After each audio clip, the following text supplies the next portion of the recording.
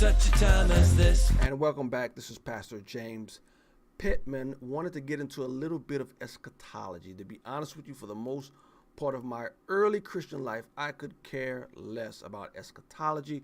But if you look at the world we now live in, strange happenings which drove me to the scriptures to study them more. Let me get into it. 1 Thessalonians 5:1. Now concerning the times and the seasons, brothers, you have no need to have anything written to you, for you yourselves are fully aware that the day of the Lord will come like a thief in the night.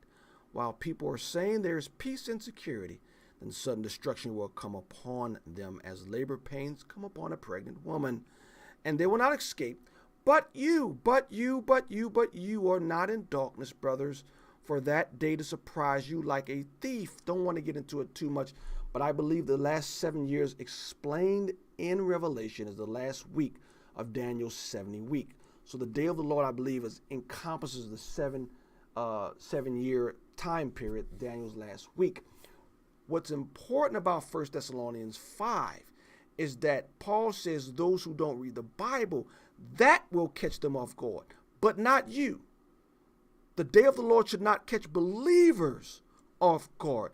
And while we do not know the day or the time, anyone who tells you they do, run from them. They do not know what they speak of. Anyone who tells you they know the day, they don't know what they're talking about. But we don't know the day. But we should know the season. Paul says it should not catch you off guard as it catches others off guard. Okay, with that said, in the scriptures, this concept of a global government, and that's why this Brexit issue is a big deal. That's why the globalism is a big deal. This concept of globalism is not foreign to the scriptures. Genesis chapter 11, verse 1. Now the whole earth had one language, the same words. And as people migrated from the east, they found a plain in the land of Shinar and settled there. And they said to one another, come, let us make bricks and burn them thoroughly. And they had brick for stone and bitumen for mortar. Then they said, come, let us build ourselves a city and a tower with its top in the heavens, and let us make a name for ourselves, lest we be dispersed over the face of the whole earth. So it seems as though God told them to disperse. They said no. And what did they do? They congregated. They built one culture, one head. We're told in Genesis 10 that man's name was Nimrod, and they had one government, one world rule. That was the first time globalism was ever tried, and it was successful. So much so God came down at the Tower of Babel and dispersed them, confused their language, confused their culture, and then they dispersed because of the language they had to. But you see, when men get together, for whatever reason, when people get together and they start to build large cities and large cultures, they become more godless, i.e., look at our country. It's easier to be more faithful to the words of Scripture, it seems like, in the rural areas than it does seem when in the big cities. Look at the big cities. They're all seemingly godless. Where you have more churches and more godly people out in the rural areas for whatever reason, I don't know. But anyway, in Babylon, at the Tower of Babel, they got together and went against God. It was globalism, one world rule, and we see the same concept in Revelation 13. Let's go to Revelation 13:5. And the beast was given a mouth uttering haughty and blasphemous words, and it was allowed to exercise authority for 42 months. That's 3.5 years. It opened its mouth to utter blasphemies against God, blaspheming his name and his dwelling, that is, those who dwell in heaven. Also, it was allowed to make war on the saints and to conquer them.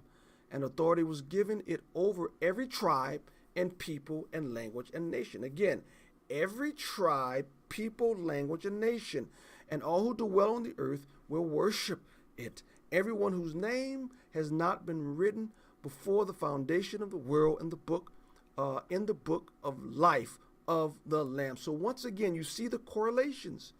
And Babel, they got together. What did they do? They wanted to invade heaven. They built a tower that would reach heaven in some sort of way. They blasphemed heaven and declared war. Same thing in Revelation. Same thing. They blaspheme those who live in heaven. they warred against those in heaven, i.e. God. And so this concept of globalism, this concept of one world order, one world rule, it is not only not foreign to Scripture, it's spoken of all the time. Satan's first run of it was when? At the Tower of Babel.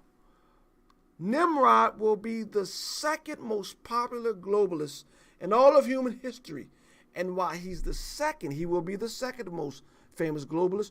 Who will be the first and the most famous globalist? We don't know his name, but he is given the title of Antichrist. And globalism will rule. So those who don't believe in a literal globalism, a literal revelation, my question is this: was Nimrod literal?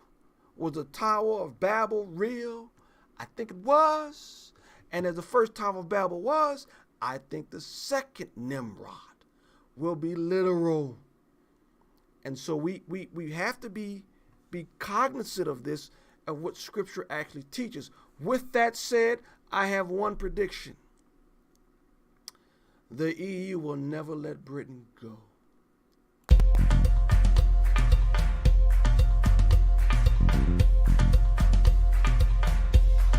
For such a time as this.